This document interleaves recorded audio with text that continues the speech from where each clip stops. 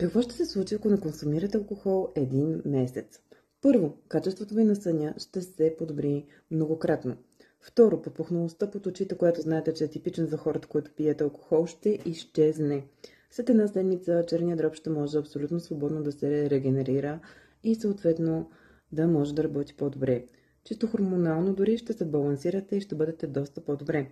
От алкохола, както знаете, също се задържа вода, така че повярвайте ми, ако спрете алкохола, освен че ще имате повече тонус и енергия, ще се чувствате по-добре, ще имате по-добра концентрация, по-ясна мисъл, да не обяснявам всичките останали щети, които алкохола нанася върху вашата мозъчна дейност и цялото ви тяло. И не забравяйте, ще отслабнете някой друг килограм, защото алкохола вкарва единствено и само излишни калории. Така че, време е да отказвам алкохола.